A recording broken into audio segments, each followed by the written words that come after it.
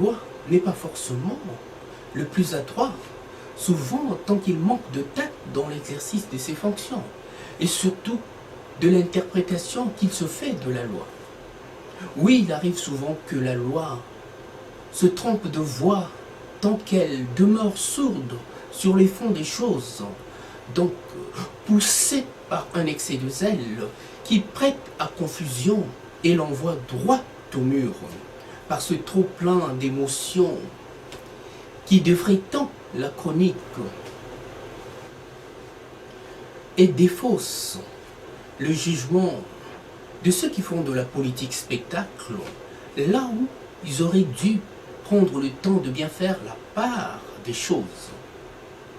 Un homme de droit qui ne s'en tient qu'à la loi, sans entendre ces voix discordantes, prises par les moi collectifs, est un homme figé, fustigé par le droit, croyant là trouver le meilleur de refuge, alors qu'il se fourvoie dans une impasse qui relance tant la polémique. Dans ce cas, pas facile d'être un monarque de la République.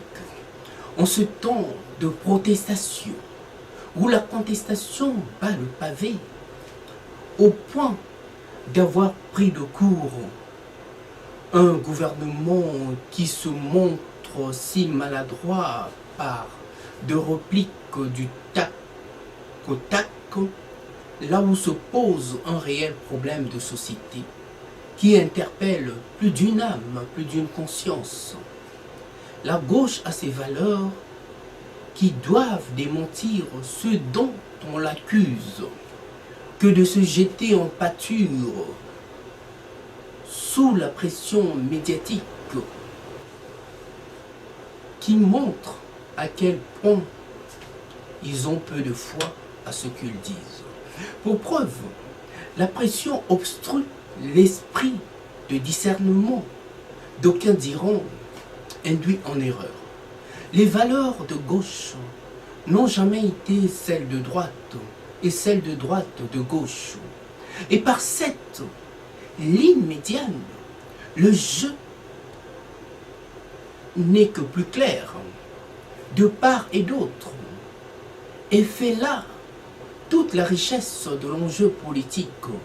Voilà pour ce jour où le Rubicon a été franchi, d'où l'excellence de ceux qui en battent pavé et témoignent encore là de la fraîcheur de l'esprit des descendants de lumière, qui ne se laissent pas que gouverner, mais savent donner la réplique par une remise en cause des institutions en place et de leur interprétation. Cela montre aux politiciens qu'ils ne sont pas seuls maîtres à bord et doivent toujours être à l'écoute du peuple, de ses frustrations et surtout de ses attentes. Les textes n'ont jamais été aussi bien portés que tant qu'ils étaient aussi bien compris, tant qu'ils incarnaient les valeurs de la République, la liberté, la fraternité et l'égalité. Vaste chantier, me direz-vous, mais de qui dépend les débats? C'est ça la République française, où nul ne peut être lésé tant qu'on reste dans l'esprit des institutions de la République et de la Charte des droits de l'homme, cette déclaration universelle, par quoi on a su vendre la France à l'international, est encore de nos jours son meilleur ambassadeur. Dans un état de droit, le gouvernement n'est pas à l'abri du moindre faux pas. Et c'est même là qu'on peut juger de l'excellente santé d'une démocratie. Dans ce sanctuaire où la passion finit toujours par se rendre à la raison après avoir provoqué le débat. Aux politiciens de s'en tenir à leur éthique et de ne jamais trahir par l'arbitrage des sondages. Oui, la France est une véritable démocratie. Par quoi on retient son souffle? Par le biais des élections et par le biais de quelque crise que ce soit qui prend à contre-pied les institutions en place. Morale de l'histoire.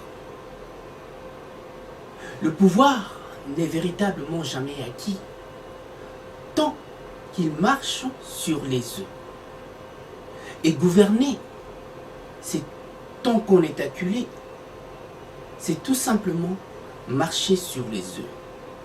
À bon entendeur, salut.